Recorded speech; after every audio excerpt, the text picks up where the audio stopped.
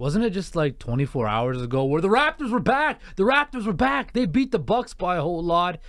And then last night, the Raptors got back to losing 114-99 to the Philadelphia 76ers. But I was told yesterday by a certain someone that, Justin, the Raptors always keep it close. The Raptors always keep it close, Justin. Don't take the Sixers -9. That's a horrible bet. But guess what?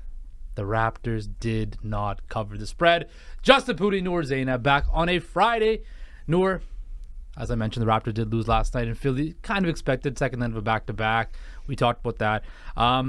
Interesting game. Scotty Barnes, once again, played very, very well, showing you why this is his team now. Pascal Siakam went back to struggling offensively once again, whether that's the system or shooting-wise, whatever. Takeaways from this game. What was your biggest takeaway from this game?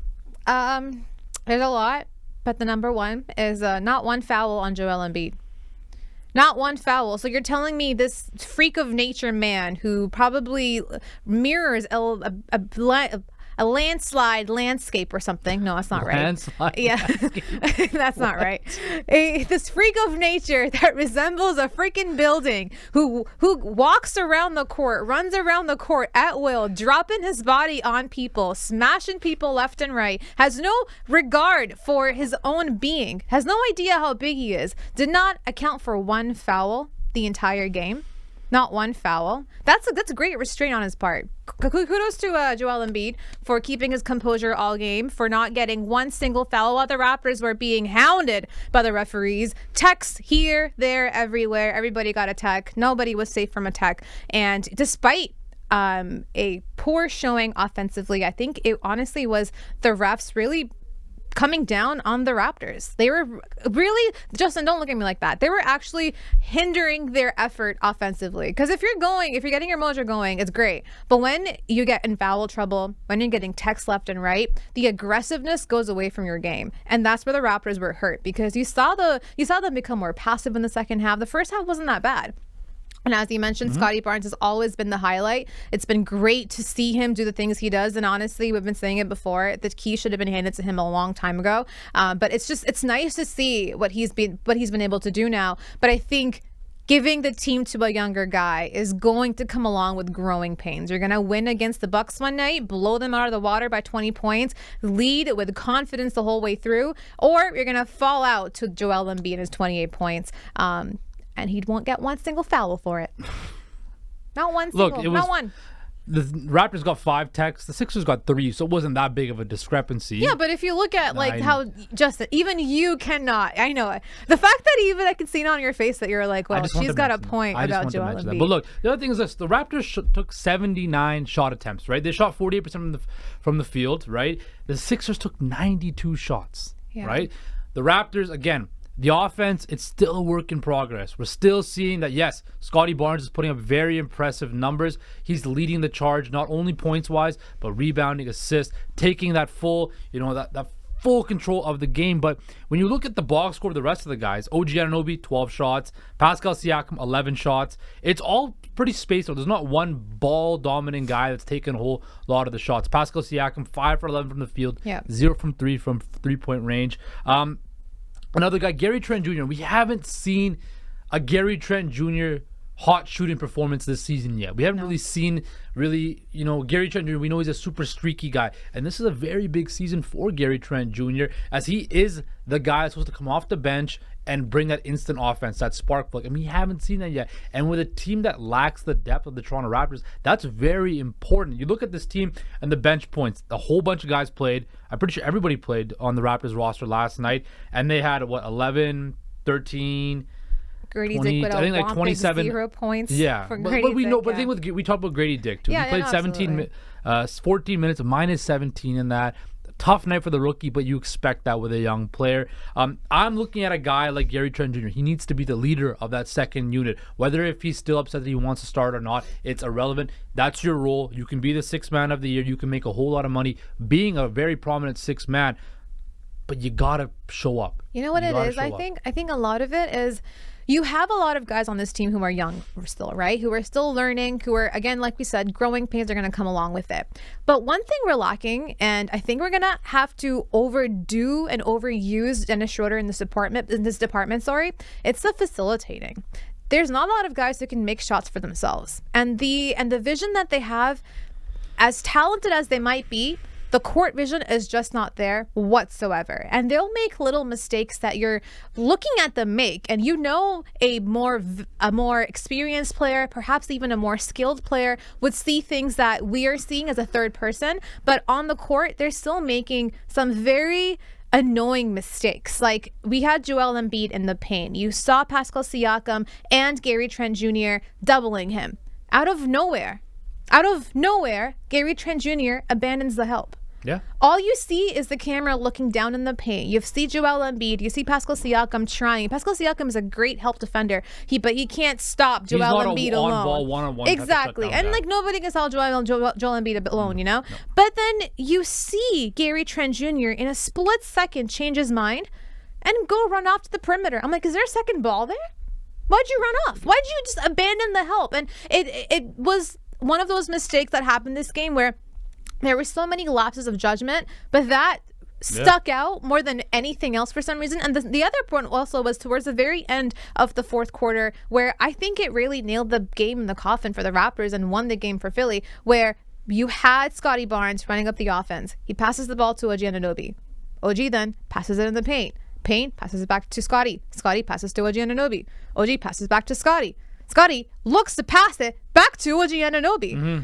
And then the ball gets deflected, and it results in a Philly dunk. Now, there are growing pains. You're going to see this stuff happen constantly, and especially with, like we said, with the younger team. Also, that's being kind of run by a younger guy. Mm-hmm. Scotty's still super young, and he's been kind of given the keys to the offense from what it looks like to me right now. But there's just not a lot of court vision happening. No. And that's the problem. And that's why you're seeing Dennis Schroeder having to work with the bench, because the bench has no facilitator whatsoever. So he's got to do double time there. He got 10 assists last night. Yeah. Like his bread and butter for this team is going to be just passing the shots up to all the other guys. But it can't just be on him. You need more help when it comes to facilitating. Yeah, absolutely. And you mentioned like a good thing about the decision making and kind of being assertive, right? Passing back to Anunoby and Barnes back and forth. And I think Scotty, as this season progresses and he grows into his role of being the guy, you will be a lot more assertive, I believe, as the season goes along. That's what the Toronto Raptors also lack. A guy who can create his own shot. Yep. Off the dribble, whatever. Just pull up to a spot and get it. I guess we kind of have Gary, right? But he's not the shot creator. He's more of a pull-up shooter, right? Yeah, well, catch and shoot type of guy, right? He can sometimes make a shot for himself, but the problem there is that I do think, and this is gonna sound a little bit rude, but I think it still lacks some IQ. Yeah, Gary Trent's ball IQ. Trent's not a guy who's gonna be able to hold the ball and create his own shot. Or even for anybody else for an extended period of time. Nobody on this team can, right? Maybe Scotty can develop into that. Scotty has been don't give it to Scotty. He's been very good in that. But I'm saying as the season progresses, will he still be able to get to his spots and get buckets? That's what the evolution, I think, from a really good player to a superstar level player is. Say what you will about Joel Embiid and his flopping and this and that. He knows his bread and butter is getting to the free throw line, and he gets that. He shot 8 for 22 from the field, but was 12 for 13 from the free throw line. Right? That's a big, help right there. Yeah, and again, welcome. 3 free throws are a massive problem for the Raptors. They shot the 13 of 19 from the free throw line. That's 68%. Not good enough. These are called free throws, right? They're for free. They're free. They're supposed to be free. Sixers were 21 of 25, 84%. That's a big difference. That's 7 points right there. That's half the lead. Sorry, 8 points. That's half the lead right there. That would have covered the spread for you for the Raptors, right? When you look at this team, you have to take the easy buckets and take them because they're not talented. They're not uberly talented like other teams. They can't rest on their skill set. They have to take the easy buckets. They have to be able to play smart and to be assertive.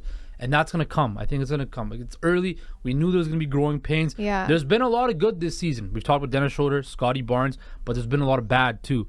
And I think as this season goes along, this road trip's going to be a very, very big test. Very big test because they play some really, really big opponents. Okay, so I know. Well, we've got Wemby coming up next on Sunday, who clearly had one of his most amazing games in the NBA so far against his most amazing. That's what I said. His most amazing game in the NBA so far against the Suns last night. We'll get into that afterwards, but moving into this game now, I think a lot of discussion has been around the fact that Pascal Siakam, as you said, has not been scoring as efficiently as we've been used to with him, especially compared to last year. In the beginning of the season, he was putting up historic numbers for himself. You know, he was averaging the best stats for his own career last year. Now, in comparison to this year, his offensive stats have completely fallen off, and people are saying it's because obviously the keys have been given to Scottie Barnes, and Scottie Barnes is running the offense, and everything is kind of being drawn up for people around him and not just for Siakam anymore.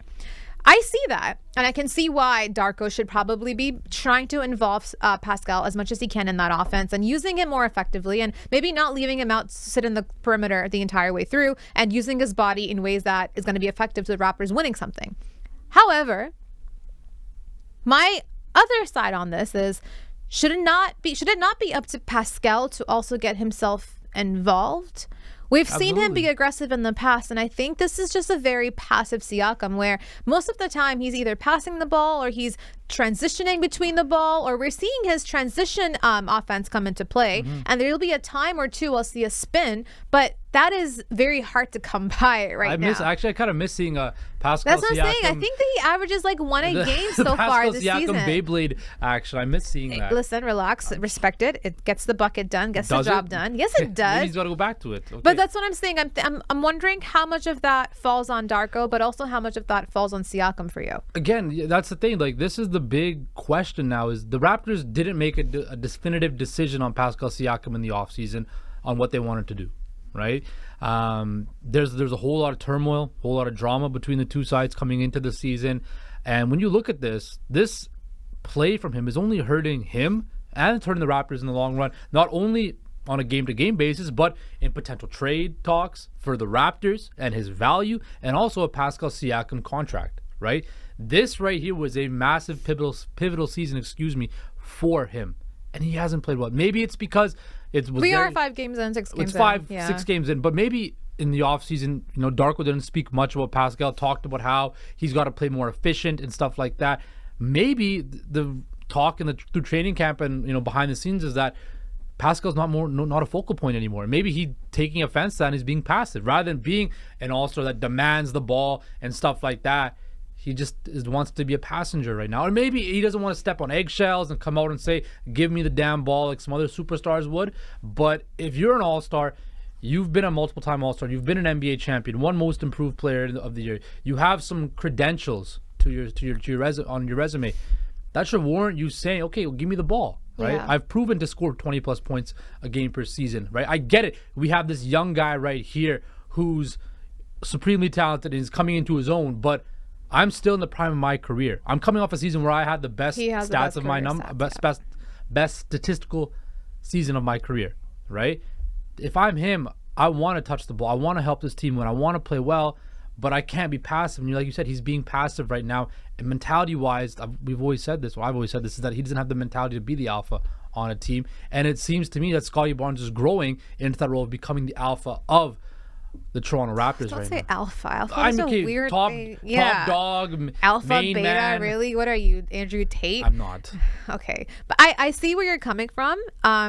But you know what? The other side of it too for me is the fact that for Siakam, like this was your team after Kawhi left, right? This was supposed to be. Yes, it was. It was Siakam's team. Like, Lowry was there, but it was Fred. Was the heart and soul. Justin, you're talking about the on-court production. He's the guy on the team it was Siakam. Siakam was the one who was told by the entire league that he's the guy on the Toronto Raptors getting paid the most money. He's getting the accolades. I don't know how you can even say it was Fred VanVleet, the main guy. Fred VanVleet was the leader. Yes, he was the leader of the team. But what are you talking about? Exactly. What I'm saying is when you're running offense, it went through Pascal Siakam, which meant that he was the focal point of this team. The future of this team was being built around Pascal Siakam. The 6'9" era was because of Pascal Siakam. So their focal point was there. They brought in all the help to get him the help that he needed. But now Siakam is seeing his team slip away from him after especially they brought on someone like Darko Rajakovic and his entire coaching staff, who particularly specialize in young development. So that shows Pascal to begin with, hey, next year is going to be a little bit different. We might see a little bit more of a ball in Scotty's hands. And then moving forward, that's going to be a problem because, again, now it's about, are we going to put the blame on Darko of not maybe involving Pascal as much as he should? But then again, Darko must have been told by head office that, hey, by the way, you're going to be prioritizing Scotty from now on. But on the other hand, I see why Siakam should be making himself and putting more of an effort, to be more of an offensive player for basketball. But on the other hand, over too, I understand why he would be like, you know what, I think my hands are clean. And this team doesn't want to deal with the version of me anymore. It's somebody else's time. But at the same time, then it makes you wonder, why did he tank his value for the Atlanta Hawks then? Well, I think after a performance like that last night, there's so much confusion happening with this team. I'm like, he should want to leave, but why doesn't he want to leave? Because he knows he's going to get more money if he stays here. Right? He knows that the Raptors can offer him the biggest contract. Now, is he going to make All-NBA? Well, the way he's playing right now, there's no chance in hell he's going to sniff All-NBA. Right? But he knows that he can make the most amount of money staying with the Toronto Raptors. He knows the Raptors can offer him the biggest deal. Now, if this season continues the way it's going right now, he might not get a max offer from anybody in the league, right? But a performance like that last night is only going to reignite all those trade rumors. All that talk now is just going to grow and grow and grow because the Raptors and Siakam didn't nip us in the butt. There was the petty conversations before training camp on media day, and now it's going to linger on. But it is still 6 games in, so we don't know what it's going to look like. We've not even played one full week of NBA basketball just yet, so things are dialed to change, and things might change, and we might see Pascal Siakam becomes more aggressive. We might see the duo of Scotty Barnes and Pascal Siakam working together, even though they play the same position. How much faith do you have in that? What you just said right there. I cling to hope. Always and you're forever. clinging to hope already. Always and forever. You know, I'm clinging. You're 6 games in. We're have a losing record already. Of course, I'm gonna cling on to hope. Justin, what do you want me to do? I'm clinging to hope that Victor Wembanyama stays healthy forever because that dude right there is the truth. We have entered the Wemby era of the NBA. Noor, that performance last night was a masterclass. Beautiful basketball at its highest form. I've run out of superlatives. Honestly, that to me is the making of a superstar because you saw Shaquille O'Neal come out and say, "Oh, Wemby is Bol Bol." Yeah, but Can I finish? Okay. Bol Bol was Wemby. The way he responded to that, because I think we've seen splashes of Wemby so far. He hasn't had a game like this so far in the NBA, but we've seen his highlights, we've seen his dunks, we've seen him do things that look out of this world, but we haven't seen a performance like this just yet. He was waiting to get angry, and he got angry, with one of the best teams in the league in the Phoenix Suns. Yeah. You saw Kevin Durant scored 31 points. Devin Booker, 28 points. Their combined 59 points was not enough for Victor Wembanyama. But how crazy is that? You want to hear my theory on the whole Shaq thing? No. Right? Go ahead. So Shaq, of course, is the most dominant center we've ever seen in the NBA. Oh, he's a hater. He's a hater. But here's the thing. He did this. He remember with Dwight Howard and all of these big men, right? Giannis. Same thing with Joel Embiid, right?